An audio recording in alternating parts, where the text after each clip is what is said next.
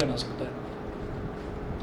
तो हम ये कहेंगे कि let us consider two equations as, अभी मैं समझाऊंगा कि सॉल्वेबिलिटी का मतलब क्या है। सॉल्वेबिलिटी का मतलब ये है कि क्या कोई इक्वेशन सॉल्व हो सकती है। ऐसा भी तो हो सकता है कि वो सॉल्व भी ना हो पाए, तो उनको सॉल्व होने की क्या क्या कंडीशंस हो सकती हैं, वो कंडीशंस हमको देखनी है। ठीक है, अभी तक जो हमने एक्सरसाइज करी है उसमें तो हमने कुछ ऐसा सोचा ही नहीं था। उसमें तो हमने ये कहा था कि भाई सॉल्व हो जाएगी और हमने सॉल्व कर दी थी। ठीक है, तो अब इसमें देखेंगे हम, यहाँ पर आप लिखेंगे late us consider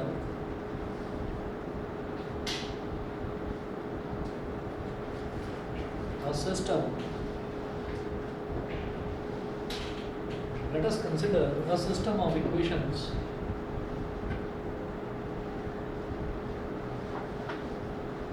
as a1x plus b1y, a1x plus b1y plus c1 is equal to 0, and a2x plus b2y plus c2 is equal to 0। तो ये हमारे पास क्या हुआ, ये हमारे पास दो इक्वेशंस हो गई। ठीक है, अब तीन अलग अलग कंडीशंस देखेंगे। फर्स्ट कंडीशन नोट करें,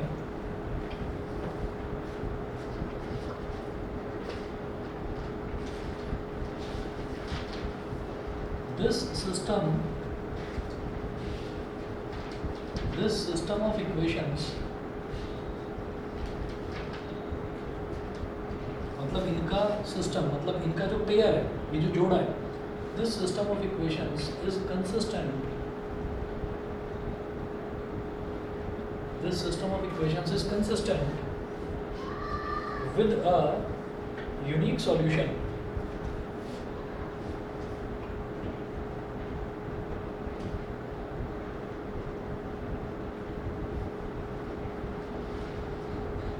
with a unique solution if a1 upon a2 is not equal to b1 upon b2,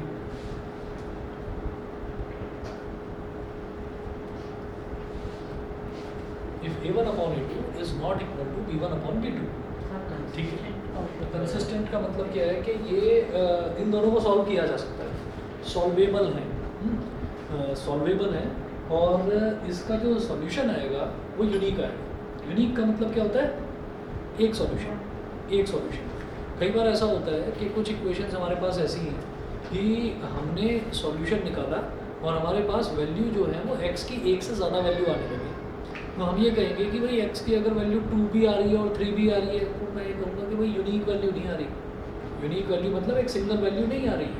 तो ऐसे में हम क्या बोलेंगे कि यहाँ पर जो पहला केस है वो है a1 अपॉन a2। अगर मान लीजिए पहली इक्वेशन को इस फॉर्म में लिखना है जो दे रखी होगी, दूसरी इक्वेशन को इस फॉर्म में लिखना है, और फिर ये देखेंगे अगर a1 अपॉन a2 और b1 अपॉन b2 का रेशो अगर अनइक्वल आता है तो हम क्या बोलेंगे कि ये जो सिस्टम है ये हमारा हमको यूनिक सॉल्यूशन देगा। ठीक है, ये यूनिक सॉल्यूशन देगा। अब हम ये जानते हैं कि कोई भी लीनियर इक्वेशन है, for example 3x plus 2y is equal to 8 है, इसको मैं लीनियर इक्वेशन बोलता ही क्यों, क्योंकि जब हम इसको ग्राफ में प्लॉट करते हैं तो एक स्ट्रेट लाइन बन जाती है, तो इसलिए इसको लीनियर इक्वेशन बोला जाता है। तो इस इक्वेशन की जो लाइन बनेगी और इस इक्वेशन की जो लाइन बनेगी, तो दो लाइंस मिलेंगी ना मेरे को। ठीक है, तो हम ये कहेंगे here the two lines, here the two lines representing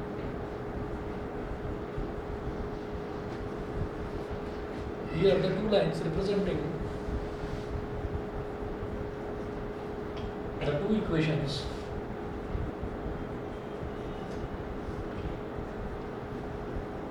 are intersecting,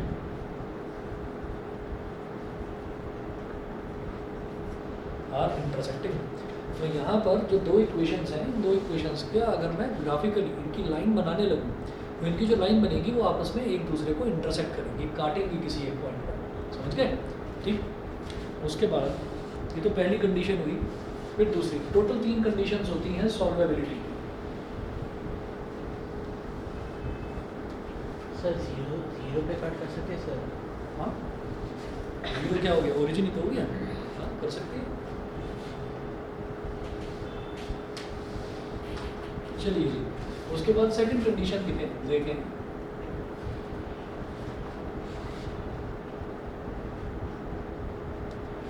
second में लिखिएगा, this system is consistent with infinitely many solutions.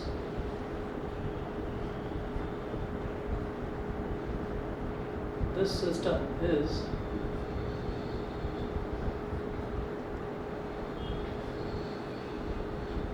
consistent with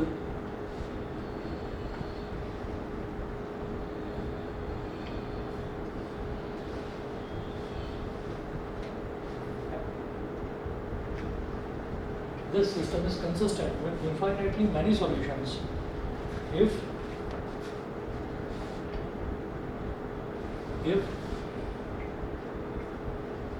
a1 upon a2 is equal to b1 upon b2 is equal to c1 upon c2। ठीक है, that is lines represented by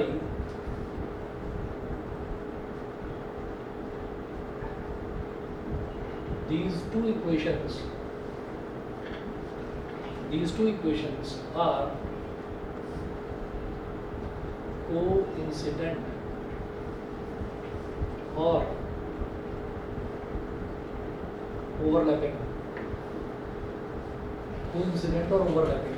तो आप ये देखिए कि यहाँ पर मैंने बोला यूनिक सॉल्यूशन। यूनिक सॉल्यूशन का मतलब क्या है कि मान लीजिए ये ग्राफ है एक्स एक्सिस और वाई एक्सिस। मान लीजिए एक इक्वेशन तो ये है, एक इक्वेशन की लाइन तो ऐसे बन रही है और दूसरी इक्वेशन की लाइन मान लीजिए ऐसे बन रही है, तो दोनों इंटरसेक्ट कर रही हैं। ये हो गया इनका पॉइंट ऑफ इंटरसेक्शन। तो इसको जब मैं इस तरीके से करके देखूंगा तो मान लीजिए ये हो गया ओरिजिन, ये 1 2 3 और ये 4, ये 1 और ये 2। तो ये पॉइंट ऑफ इंटरसेक्शन क्या हो गया बेटा 4,2। भाई एक्स एक्सिस पर क्या वैल्यू है 4 और वाई एक्सिस पर क्या वैल्यू है 2, तो 4,2 हो गया। समझ गए? ठीक है।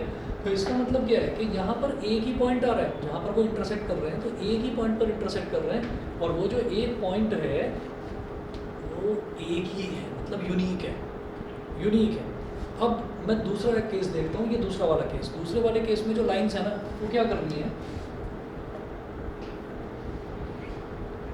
कोइंसिडेंट है। कोइंसिडेंट का मतलब ओवरलैपिंग है। तो एक लाइन ये है तो दूसरी लाइन ये है, दोनों ओवरलैप कर रही है।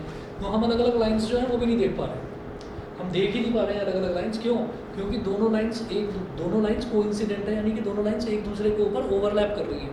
ओवरलैप कर रही हैं तो दोनों लाइंस एक दूसरे को कितने पॉइंट्स पर टच कर रही हैं, ये बताइए कितने पॉइंट्स पर?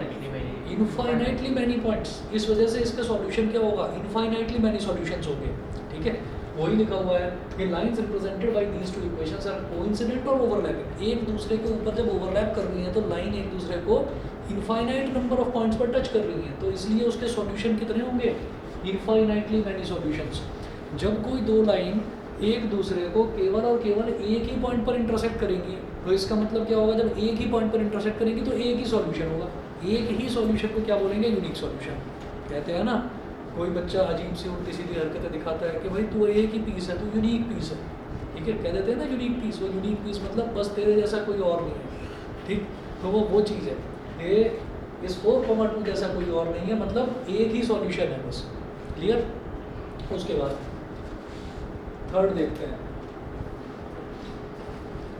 ये वाला जो है ये भी क्या है, system of equations is consistent. Consistent मतलब yes it can be solved. ठीक है, यहाँ पर क्या है, सिस्टम इज कंसिस्टेंट मतलब again yes it can be solved, solve करा जा सकता है। ठीक, थर्ड क्या है, थर्ड केस होता है इनकंसिस्टेंट। इनकंसिस्टेंट का मतलब which can not be solved, उसको सॉल्व नहीं करा जा सकता। तो नोट करें, this system is inconsistent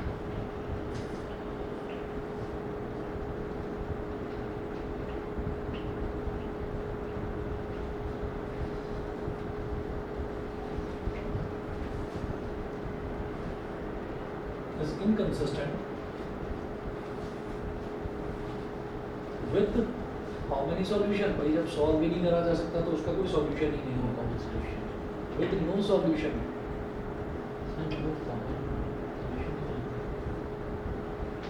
common लिखो, सही है। with no common solution. If A1 upon A2 is equal to B1 upon B2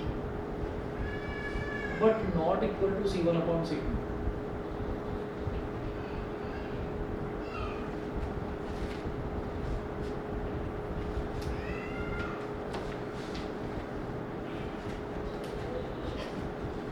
Lines represented by, ऐसा कब हो सकता है बताएंगे?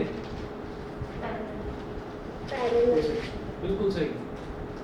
ऐसा केवल तभी होगा जब लाइन एक दूसरे को टच ही ना करें, इंटरसेक्ट ही ना करें कहीं पर। तो ऐसा कब होगा? जब लाइंस जो है पैरेलल हो। हम जानते हैं पैरेलल लाइंस तो चलती जाएंगी कहीं एक दूसरे को टच ही नहीं करेंगी, इंटरसेक्ट करेंगी।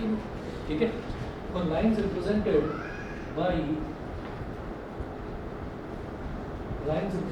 Bye these two equations. Online वालों को समझ में आ रहा है बेटा? बताइए। ठीक है, बाय दीज टू इक्वेशंस। हाँ जी बताइए क्या कह रहे थे? सर जो पॉइंट ऑफ इंटरसेक्शन है सर, वो ग्राफ के बाहर जा रहा है तो, और ग्राफ के अंदर ही लास्ट पॉइंट सब बना के दिखा दिया। ग्राफ को थोड़ा सा छोटा बना कर दिखाना। सर मेरे सर ऐसे पॉइंट ले लिए सर बाद में, ग्राफ के बाहर जा रहा है सर पॉइंट मेरा। अरे तो पहले सोचो ना कि कहाँ पर वो इंटरसेक्ट कर सकता है, तभी तो सोच कर लो ना उसको। सर लेकिन ऐसे कटिंग है सर। हाँ, वो तो पहले ना कि मेरे को दिखाओ कहाँ पर इंटरसेक्ट कर रहा है। Lines represented by these two equations are parallel. So parallel lines कभी भी एक दूसरे को इंटरसेक्ट करती ही नहीं, टच ही नहीं करती, तो उसका कोई भी सॉल्यूशन नहीं होगा। पैरेलल भी कहा जा सकता है, और क्या बोलते हैं इसको? Non coincident.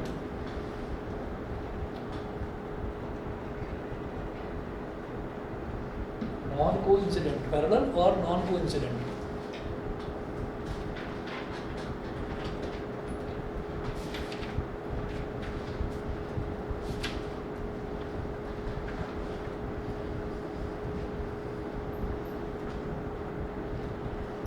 अब देखिएगा, मैं इसका एग्जांपल से स्टार्ट कर रहा हूँ। तो हमको इसमें आपने सिर्फ A1 by A2 और B1 by B2 A1 upon A2 का आपने रेशियो निकाला, ठीक है? मतलब अच्छा, ये कहाँ से दिया ये वैल्यूज? ये मैं आ रहा हूँ अभी बता, एग्जांपल के थ्रू समझ में आ जाए।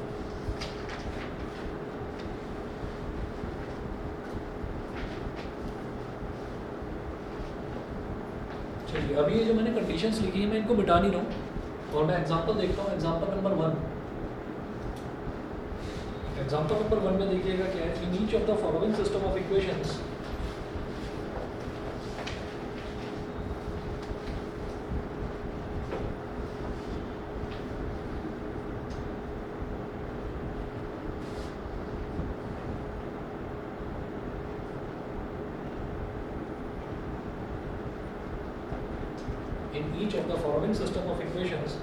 determine whether the system has a unique solution.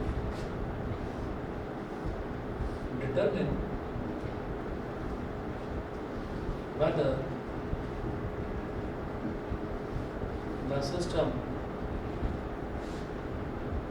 has a unique solution, comma, no solution,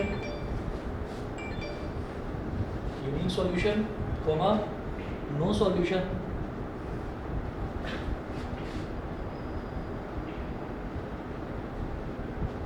or infinitely many solutions.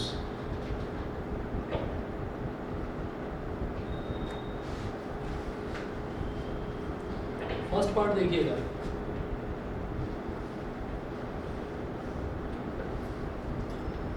To x plus 3y is equal to 7 first equation. दूसरी इक्वेशन है 6x plus 5y is equal to 11। 6x plus 5y is equal to 11। ये दो equations हमको दे रखी हैं। अब हम इसमें क्या करेंगे कि जैसे 2x plus 3y is equal to 7 है, तो मैं इसको किस फॉर्मेट में लेकर आऊँगा? a1x plus b1y plus c1, मैं इस फॉर्मेट में इसको लेकर आऊँगा। कैसे बनाएंगे? जैसे 2x प्लस 3y है, इसको लिखेंगे 2x plus 3y minus 7 is equal to 0। इसको बोलिए इक्वेशन नंबर 1, ठीक है? और फिर लिखेंगे कि हाँ 6x plus 5y minus 11 is equal to 0, ये हो गया। ठीक है, ये करने के बाद में लिखिएगा कंपेयर दीज इक्वेशंस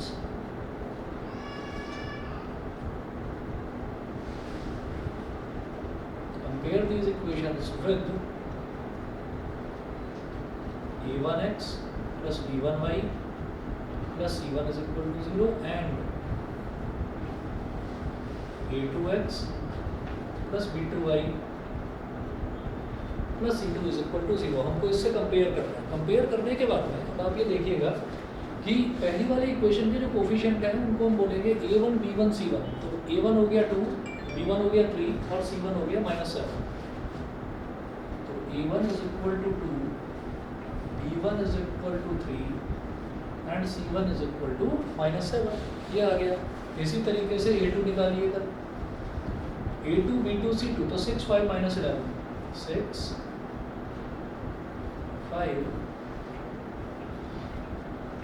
6 5 और -11।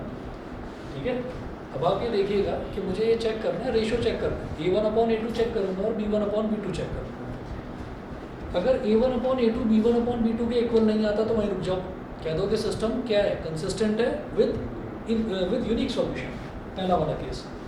अगर a1/a2 b1/b2 के इक्वल आ जाता है तो फिर c1/c2 को चेक करेंगे। अगर a1/a2 b1/b2 इक्वल आ जाता है और वो c1/c2 के भी इक्वल आ जाता है तो मैं कहूँगा consistent with infinitely many solution. अगर वो c1/c2 के इक्वल नहीं आता तो कह देंगे नो सॉल्यूशन। ठीक है, lines represented by these two equations are parallel to each other. ठीक है, ये कर देंगे। तो यहाँ पर कौन सा केस दिखाई दे रहा है बताओ? नॉट इक्वल, यानी कि पहला यूनिक सॉल्यूशन। ओके, शुद्ध clear.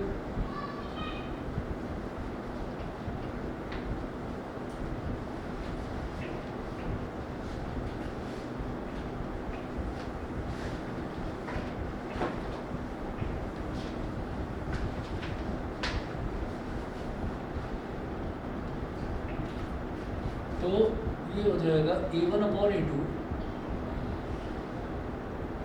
Is equal to 2/6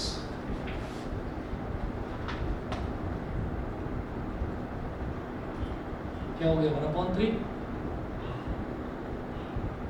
b1/b2 is equal to 3/5 since a1/a2 is not equal to b1/b2, since a1/a2 is not equal to b1/b2, therefore this system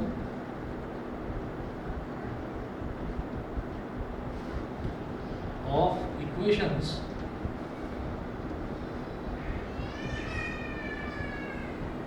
is consistent, this system of equations is consistent with a unique solution।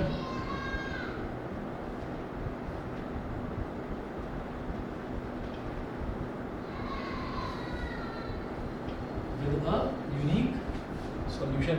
बताइए जी, clear है? ठीक है, चलिए जी, इसके बाद second part देखेंगे इसी का। ऑनलाइन वाले बताएं, आर्या, सुभान, राजसी। यस सर, क्लियर है। चलिए ठीक है, सेकंड क्वेश्चन, सेकंड पार्ट इसका देखेंगे। 6x plus 5y is equal to 11।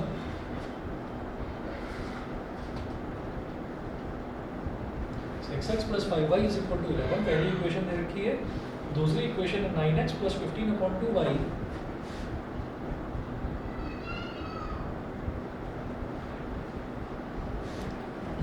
is equal to 21, ये दे रखा है। अब क्या करेंगे, ये है 6x plus 5y और 11 को इधर ले आइए तो ये हो जाएगा -11 is equal to 0। मुझे क्या बनाना होता है, a1x plus b1y plus c1 is equal to 0 की फॉर्म का लेकर आना होता है। This is my equation number 1।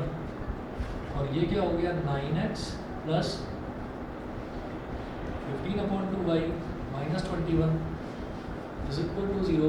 ये हो गई हमारी इक्वेशन नंबर 2। ठीक है, कितना हो गया? सर हम पहले 2 लेके भी कर सकते हैं ना, लेकिन अच्छा एलसीएम ले लें, है ना, मत करो, ऐसे ही रहता है।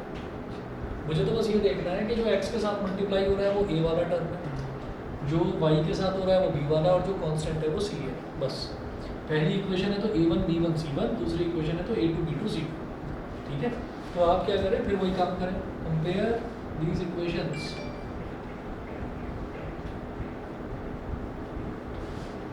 compare these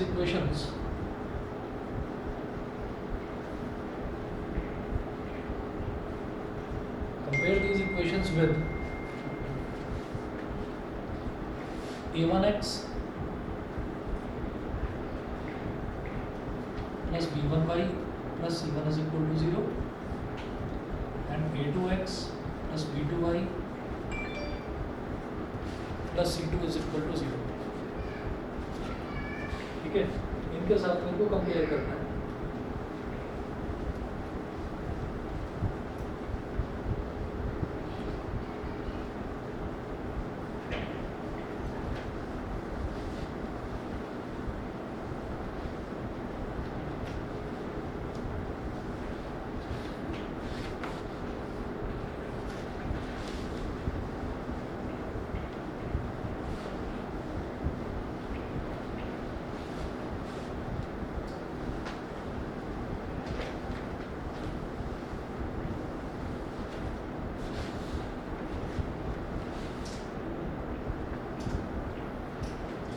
तो a1 6 5 minus 11, a1 is equal to 6, b1 is equal to 5, c1 is equal to minus 11, a2 is equal to 9, b2 is equal to 15 upon 2 and c2 is equal to minus 21। सबसे पहले निकालिए a1 upon a2, क्या हो गया 6 upon 9, 2 3 जा 6, sorry 3 2 जा 6, 3 3 जा 9, ये रेशो क्या आ गया 2 अपॉन 3, a1 अपॉन a2 आ गया 2 अपॉन 3। फिर निकालें b1 upon b2, b1 upon b2, अब b1 क्या है 5 अपॉन 15 अपॉन 2, तो 5 डिवाइडेड बाई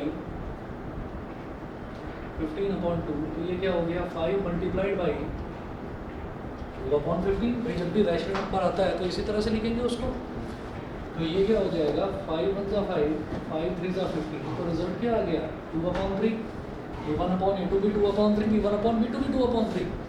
जब a1 अपॉन a2 और b1 अपॉन b2 इक्वल आ जाता है तब चेक करेंगे c1 अपॉन c2 को। ठीक है, तो आप c1 अपॉन c2 देखेंगे,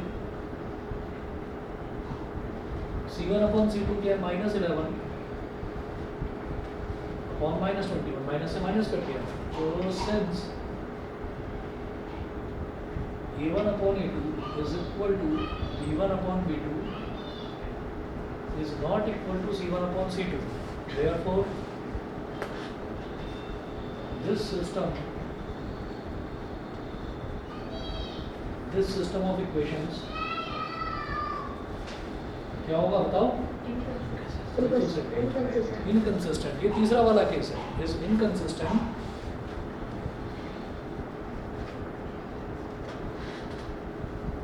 with no solution, is inconsistent with no solution। ठीक है, this system of equations is inconsistent with no solution। ये करने के बाद में थर्ड केस देखिएगा,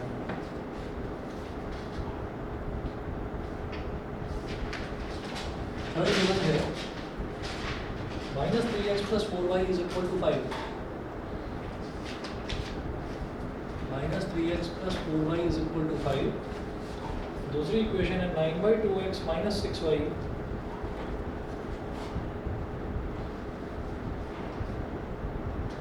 minus 6y plus 15/2 is equal to 0।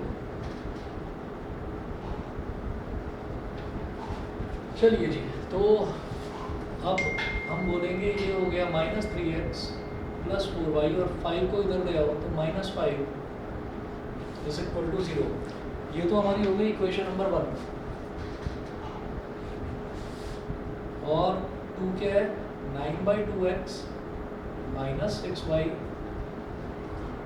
Plus 15/2 is equal to 0, equation number 2. Compare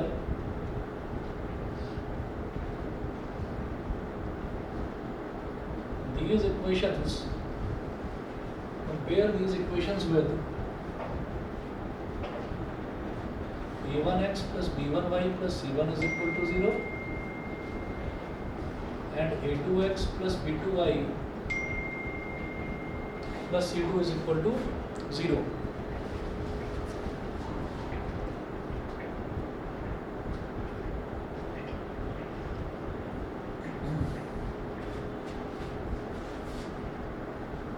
So a1 is equal to -3,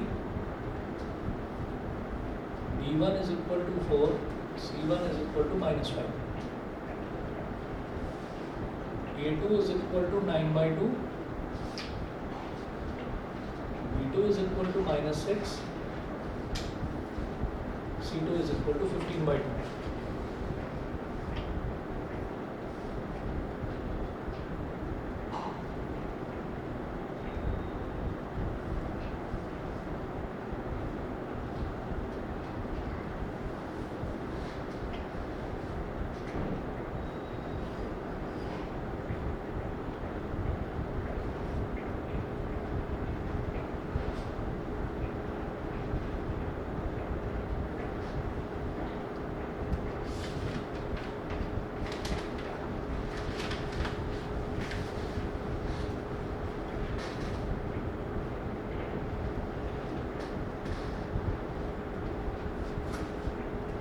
एक minute wait करिए.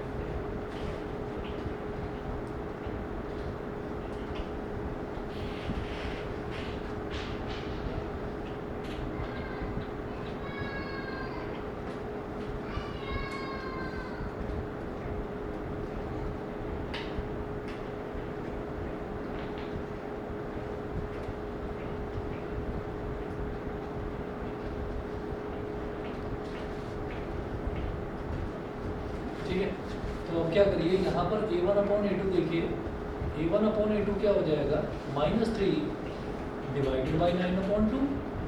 इसका मतलब क्या हो गया, -3 मल्टीप्लाइड बाई 2/9, 3 1 3, 3 2 9, तो ये हो गया माइनस का 2/3 a1/a2. फिर आ जाइए आप b1/b2 पर, मतलब b1 डिवाइडेड बाई b2, 4/-6. यहाँ तो सीधा सीधा करा जा सकता है, 2 2 4, 2 3 6, तो ये क्या हो गया -2/3.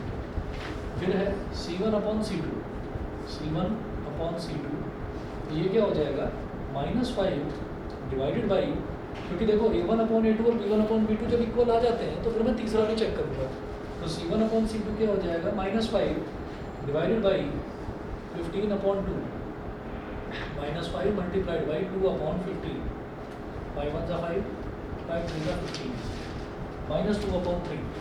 अच्छा, अब आप में से कुछ बच्चों को ना हो सकता है ये लग रहा हो कि भाई मैं बार बार ये इतना लंबा क्यों इसको रायते को इतना फैला कर और फिर कर रहा हूँ इस क्वेश्चन को, लग रहा होगा ना थोड़ा सा ज़्यादा करना. देखिए है क्या कि इसको ज़्यादा करने का मेरा सिर्फ और सिर्फ मोटिव इतना है कि हमें ये मालूम है कि गलती क्या होती है, और गलती पता है सबसे बड़ी गलती क्या होगी कि आप क्या करोगे, आप यही भूल जाओगे. मैं बार बार a1x b1y c1, a2x b2y c2 क्यों लिख रहा हूँ, मेरे को भी तो मेहनत ज़्यादा ही करनी पड़ रही है लिखने के लिए. हम इस वजह से लिख रहे हैं क्योंकि कई बार क्या है कि हम यही भूल जाते हैं कि भाई मुझे a1/a2 लेना था या a1/b1 लेना था, मेरे को b1/b2 लेना था या a2/b2 लेना था. तो ये गलती हो जाती है, इस गलती का बहुत ध्यान रखिएगा. और कई बार ऐसा भी हो जाता है कि हम ऐसा लिख देते हैं, इधर लिख देंगे a1, इधर लिख देंगे b2, इधर लिख देंगे c3. भाई बढ़ता हुआ ऑर्डर होना चाहिए, ऐसा कुछ आने लगता है दिमाग में. क्यों? क्योंकि बार बार लिख कर प्रैक्टिस नहीं कर रखी है. बार बार लिख कर प्रैक्टिस करोगे ना सेम चीज़ की, तो a1 b1 c1 ही आपका हाथ चलेगा, a2 b2 c2 ही चलेगा. और फिर जब दोनों इक्वेशंस को आप साथ साथ लिखोगे तब आपको ये आ जाएगा भाई कोफिशिएंट्स पे, कॉरेस्पॉन्डिंग कोफिशिएंट्स को डिवाइड करना है. तो x वाले कोफिशिएंट्स को ही डिवाइड करना है a1/a2, y वाले कोफिशिएंट्स को ही डिवाइड करना है b1/b2, और कॉमन टर्म्स को ही डिवाइड करना है. तो क्योंकि मैं इसको इक्वेशन 1 बोल रहा हूँ और इसको इक्वेशन 2 बोल रहा हूँ, तो इक्वेशन 1 के जितने भी कोफिशिएंट्स हैं वो 1 1 1 ही होंगे. तो लिखेंगे कैसे, जैसे अल्फ़ाबेट्स चलते हैं a b c, A B C जैसे अल्फ़ाबेट्स चलते हैं, और सबस्क्रिप्ट में सबके 1 1 1 आ रहा है, तो इसका मतलब मैं पहली इक्वेशन की बात कर रहा हूँ। सबस्क्रिप्ट में सबके 2 2 आ रहा है, इसका मतलब मैं दूसरी इक्वेशन की बात कर रहा हूँ। ठीक है, तो इसलिए हो सकता है कुछ बार बार हम सेम स्टेप्स कर रहे हैं, थोड़ा सा बोरिंग लग रहा है कि अरे नहीं फिर ये तो मैं समझ गया ना, मेरे को इसको इससे डिवाइड करना है, तो ये इतनी लंबी चौड़ी कहानी की लिखने के compare it with this equation. ठीक, तो ये बस आपके फ़ायदे के लिए लिखवा रहा हूँ कि हम बार बार जब लिख कर ना एक ही चीज़ को करने लगते हैं, तो एक वो सुना होगा, क्या बोलते हैं उसको, हम लकीर के फ़कीर बन जाते हैं। लकीर का फ़कीर जानते हैं ना? नहीं जानते? चलो ठीक है, लकीर का फ़कीर वो होता है कि एक लकीर बता दी है मेरे को कि मेरे को इस लाइन पर चलना है, मैं इससे इधर उधर नहीं होऊंगा। ठीक है, और वो तरीका हमेशा ठीक रहता है, कभी कुछ गलती नहीं होती उसमें। क्यों? क्योंकि यहाँ पर जो क्वेश्चंस हैं, क्वेश्चंस का स्टैंडर्ड एक जैसा ही है। क्या होगा? सिर्फ वैल्यूज ही तो चेंज होंगी। तो इसी तरीके से जब हम वर्ड प्रॉब्लम्स करेंगे, तो वर्ड प्रॉब्लम में सबसे बड़ी दिक्कत क्या आती है, ज़्यादातर स्टूडेंट्स को भी, ज़्यादातर टीचर्स को भी सबसे बड़ी दिक्कत क्या आती है कि यार मेरे को एज्यूम क्या करना है, मेरे को वेरिएबल कौन सा एज्यूम करना है। वहाँ पर भी लकीर का फ़कीर ही बनना है। मतलब एक चीज़ दिमाग में बैठा देनी है, जो चीज़ पूछी जा रही है ना मेरे से, मैं उसी को एक्स और वाई मानूंगा। समझ गए? अगर मान लीजिए कई बार स्पीड, टाइम और डिस्टेंस वाले भी क्वेश्चंस इसमें आएंगे, शायद आप लोगों ने स्कूल में कराया हो तो शायद देखा भी होगा। डाउन स्ट्रीम अपस्ट्रीम का भी आएगा। तो जो चीज़ पूछी जा रही है ना, उसी को मुझे एक्स और वाई मानना है। ये नहीं कि नहीं पहले मैं ना स्पीड को एक्स मान लेता हूँ, टाइम को वाई मान लेता हूँ, और स्पीड इनटू टाइम करके फिर डिस्टेंस लेता हूँ। ठीक है, वो नया स्टंट नहीं मारना हमको। ठीक है, नई कलाकारियाँ नहीं करनी है। जो चीज़ पूछी जा रही है उसी को सीधा सीधा एक्स और वाई मानो, और फिर आप ये देखिएगा, फिर इक्वेशन सॉल्व करके बस एक्स और वाई की वैल्यू ही निकाल कर रख देनी है, वही आपका आंसर है। यहाँ पर देखिएगा, यहाँ a1/a2 b1/b2 c1/c2 सब इक्वल आ गया। अब अरे ऑनलाइन वालों को समझ में आ रहा है, ये सो तो नहीं रहे ऑनलाइन वाले, आवाज़ नहीं आ रही उधर से भाई? सर आ रहा है, समझ में आया। अच्छा चलो ठीक है, ठीक है, ठीक है, बड़ी तेज़ आवाज़ आई है। तो माइंड चलिए ठीक है, ये बड़ा भयंकर माइक है इसका, मेरे को लग रहा है। सर ऊपर, सर एकदम ऊपर से कोई डॉग रहता है क्या सर? हाँ सर एकदम ऊपर एक डॉग रहता है क्या सर? हाँ, सर वो उससे चलने की आवाज़ रहता है। चलने की नहीं, नाखूनों की आवाज़। हाँ तो शुक्र करो कि हम 702 में हैं। 701 वालों में तो बेचारों की बहुत बुरी हालत है, वहाँ धम धम की आवाज़ आती है, बड़ा भारी कुत्ता है वहाँ पर। ऐसा है, मैंने शायद बताया भी था आप लोगों को, थोड़ा संभल कर जाया करो। अगर स्टेयर से जाना है ना नीचे, तो ये इधर वाली जो स्टेयर्स हैं, ये 222, 702, 602, 502 ये आता जाएगा, और फाइनली आप ग्राउंड फ्लोर पर पहुंच जाओगे अगर स्टेयर से जाना है तो। हालांकि इतनी गर्मी में कहाँ स्टेयर से जाओगे। और अब आ जाते हैं पैरेलल जो स्टेयर्स चलती हैं, वो हैं 701, 601।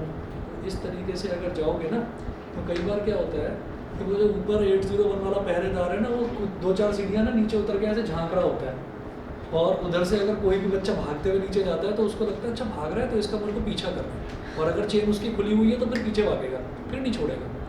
उसका मैं नाम भी भूल गया, सेंट बर्नार्ड कुछ ऐसे करके, मतलब सेंट बर्नार्ड। सर ब्रीड कौन सी है? सेंट बर्नार्ड बड़ी खतरनाक कौन ब्रीड सी? है, सेंट बर्नार्ड करके है कोई। तो वो तो ठंडे में रहते हैं। अरे भाई बस मत पूछो, वो मत पूछो, वो अपने मालिक पर अटैक कर चुका है 2 बार, है ना। और पट्टी बन गई थी, तो मैंने वैसे ही पूछ लिया, मैंने कि चोट कैसे लगी, तो मैंने कि उसने कुत्ते ने काट लिया था। मैंने कहा स्ट्रीट डॉग्स की ज़्यादा प्रॉब्लम हो गई है यहाँ पर। कहने लगे नहीं हमारे वाले नहीं काट लिया इसको, और फिर जस्टिफाई भी कर दिया, कह इसको गुस्सा ज़्यादा आता है। मैंने कहा अच्छा फिर ठीक है, गुस्सा ज़्यादा आता है, तुमने पढ़ा इसका दिमाग स्टडी कर लिया। गर्मी की वजह से सर हाँ? वहाँ रहेगा सर वो फल भी बहुत मोटा मतलब होता उसका है। यार एरिया चाहिए, आपने फ्लैट के अंदर घुसा दिया, फ्लैट वैसे ही छोटे छोटे से होते हैं, उसके अंदर आपने उसको घुसा दिया, वो बेचारा, उसको तो जंगल चाहिए यार, पूरा बड़ा एरिया चाहिए उसको, फार्म हाउसेस में होने चाहिए डॉग्स, वहाँ छोटे छोटे घरों में, और वहाँ पे ज़रूरत भी होती है सेफ्टी के लिए। चलिए जी, since a1/a2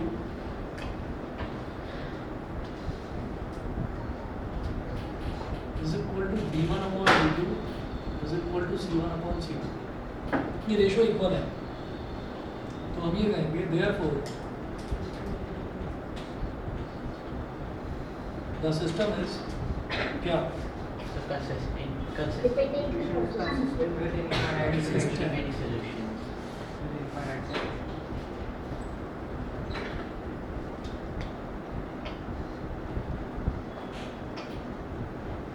with infinitely many solutions.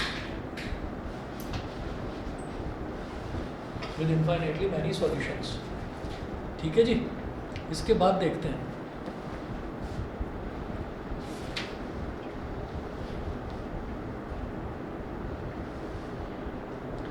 अब कई जो क्वेश्चंस हैं उसमें कुछ जो अननोन की वैल्यू कई बार हमसे पूछी जाती है, तो ज़रूरी नहीं है अननोन की एग्जैक्ट वैल्यू ही हमारे पास आए। ऐसा मैं अगले क्वेश्चंस में आपको समझाऊंगा। एग्जांपल नंबर 2 है, इसमें है for each of the following system of equations. Example 2,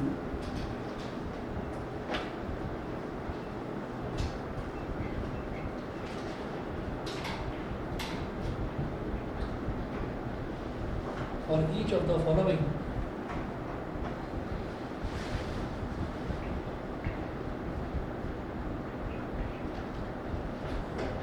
of the following system of equations, determine the value of a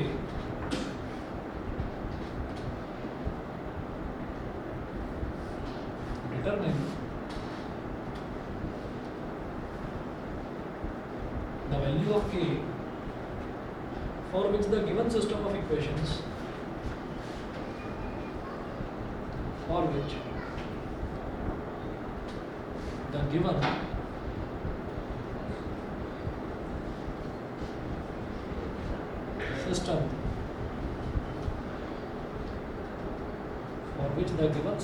equations has a unique solution.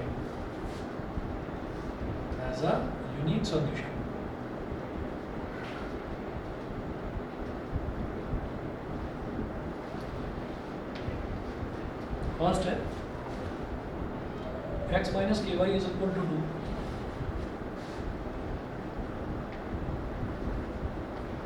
और दूसरी इक्वेशन है 3x plus 2y is equal to minus 5. 3x plus 2y is equal to minus 5. अब इनको लिख लो कायदे से, वो ax plus by plus c वाले फॉर्मेट में। तो x को क्या लिखूंगा 1x माइनस माइनस 2, हाँ सर आपने सीधे और ये हो गया 3x plus 2y plus 5 is equal to 0। ये इक्वेशन 1, ये इक्वेशन 2।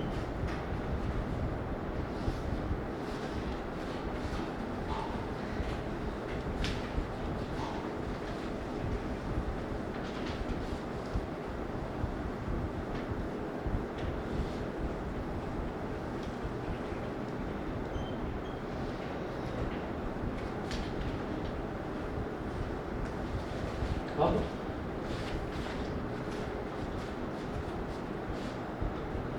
सीधा लिख दो फिर मैं a1 is equal to 1, b1 is equal to minus k और c1 is equal to minus 2। ठीक है, कंपेयर करा a1x plus b1y plus c1 से, ऐसे a2 b2 c2 3 2 5।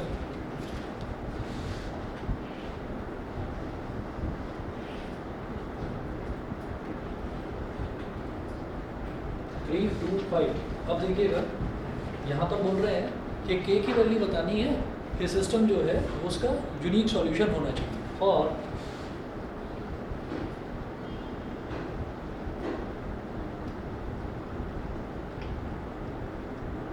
Unique solution a1/a2 is not equal to b1/b2, equal नहीं होना चाहिए। 1/3 is not equal to minus k/2। अब क्या करिए कि इसको मल्टीप्लाई कर दो इसके साथ, तो ये -3k is equal to 1 into 2 हो गया 2 is equal to sorry not equal to. तो कुछ भी नहीं, जैसे क्रॉस मल्टीप्लिकेशन किया करते थे ना, बिल्कुल वैसे ही क्रॉस मल्टीप्लिकेशन करना है, बस इक्वालिटी की जगह नॉट इक्वालिटी का साइन है, तो k की वैल्यू क्या हो जाएगी माइनस का 2/3।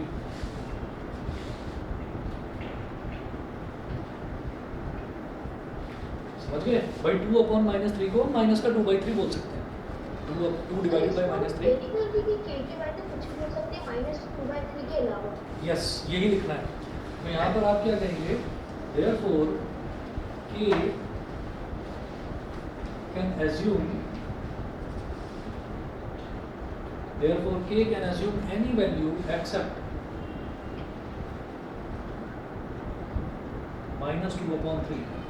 k कुछ भी वैल्यू ले सकता है, बस -2/3 वैल्यू नहीं लेगा। समझ गए? तो ये हमारे लिए बिल्कुल नए तरीके के क्वेश्चंस हो गए कि जहाँ पर कोई एक हमसे अननोन टर्म पूछी जाती है और उसकी वैल्यू हमसे पूछी जाती है, तो एग्जैक्ट वैल्यू ना आकर हम ये कहेंगे कि नॉट इक्वल टू करके भी रिजल्ट आ सकता है कि k is not equal to -2/3 का मतलब ही है उसकी वैल्यू -2/3 ना हो, बाकी कुछ भी हो। अगर उसकी वैल्यू -2/3 के अलावा कुछ भी वैल्यू आएगी तो हम ये बोलेंगे यूनिक सॉल्यूशन। हाँ, इसकी वैल्यू निकल नहीं सकती। एग्जैक्ट वैल्यू नहीं निकल सकती। आप -2/3 के अलावा कुछ भी वैल्यू लो तो फिर यूनिक सॉल्यूशन है। तरीके से क्यों नहीं होगा सर अज्यूम -2/3? एक बात कह रहा हूँ कि जैसे k की वैल्यू मान लो मैंने -2/3 को छोड़ दिया, उसके अलावा मैंने उसकी वैल्यू निकाल ली, मान लो -2 रख दिया मैंने, ठीक है, मैंने k की जगह 2 रख दिया, तो b1 की वैल्यू -2 हो गई। ठीक, अब आप दोनों इक्वेशंस को सॉल्व करोगे तो कोई सॉल्यूशन निकलेगा, कुछ भी सॉल्यूशन निकलेगा। फिर आपने कहा कि नहीं अब मैं कोई और वैल्यू रखना चाहता हूँ, अच्छा, 3 अगर रखो। k -2/3 हो जाएगा तो वो इक्वल हो जाएगा ये वाला। बस वो हमारा उसका यूनिक सॉल्यूशन नहीं निकल पाएगा। तो यूनिक सॉल्यूशन के लिए k की वैल्यू बस -2/3 ना हो, बाकी कुछ भी हो। समझ गए? चलिए, ऐसे ही सेकंड पार्ट देखिए, 2x - 3y = 1।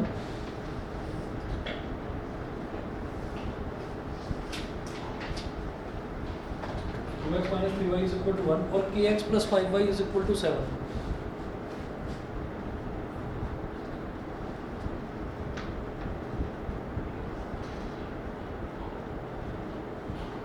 x - 3y - 1 = 0 is equation number 1,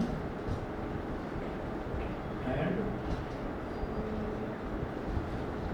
kx + 5y - 7 = 0 equation number 2। ये दो इक्वेशन हो गई।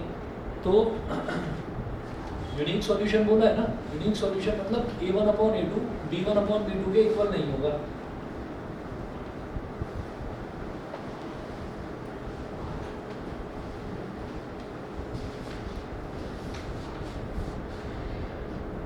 मुझे आपसे एलिमिनेशन मेथड में एक चीज पूछनी थी हाँ। कि हम उन वेरिएबल्स को कैंसिल करते हैं जिनके सेम साइन होते हैं, उनको जिनके डिफरेंट साइन होते हैं। हाँ जी, हमें ना क्या करना होता है कि अगर जिनके सेम साइन है ना, तब तो मैं क्या करूँगा कि मैं सब्ट्रैक्ट करूँगा। अगर सेम साइन है, जैसे मान लीजिए प्लस का 2y पहली इक्वेशन में भी है और प्लस का 2y दूसरी इक्वेशन में भी है, तो हम सब्ट्रैक्ट करेंगे ताकि 2y - 2y करके 0 हो जाए। अच्छा, अगर मान लीजिए डिफरेंट साइंस है, जैसे कि प्लस का 2y दे रखा है और माइनस का 2y दे रखा है, तो यहाँ पर हमारे जो साइन है वो डिफरेंट हो गए। कोफिशिएंट जो है वो तो सेम है, 2 है कोफिशिएंट, तो पहली इक्वेशन में भी y का कोफिशिएंट 2, दूसरे में भी 2, लेकिन एक में +2 है, एक में -2 है। तो ऐसे में क्या करना होता है कि ऐसे में सब्ट्रैक्ट नहीं करते, ऐसे में ना ऐड कर देते हैं। क्यों? क्योंकि +2y और -2y सीधा सीधा ही 0 बन जाता है। समझ गए? तो सर हम अपनी मर्जी से कोई भी वेरिएबल कैंसिल कर सकते हैं। हाँ, वो हम अपनी मर्जी से कर सकते हैं, कोई भी वेरिएबल कैंसिल। चाहे आप x को एलिमिनेट कर दो, चाहे आप y को एलिमिनेट कर दो। x को एलिमिनेट करोगे तो पहले y की वैल्यू निकलेगी, y को एलिमिनेट करोगे तो पहले x की वैल्यू निकलेगी। ठीक है, वो हमारी मर्जी है, जो हमको आसान लगेगा हम उसको एलिमिनेट करेंगे। अब जैसे ये है, तो इसमें क्या करना है,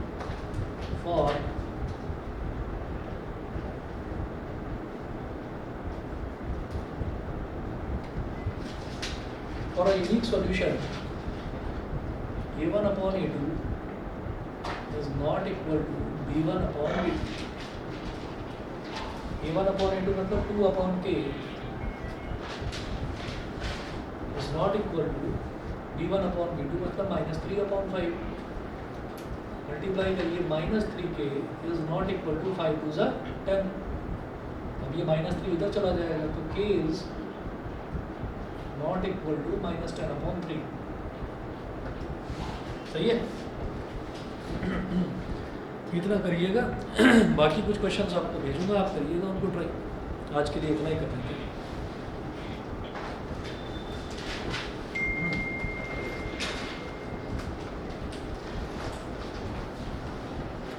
थैंक यू सर। ओके।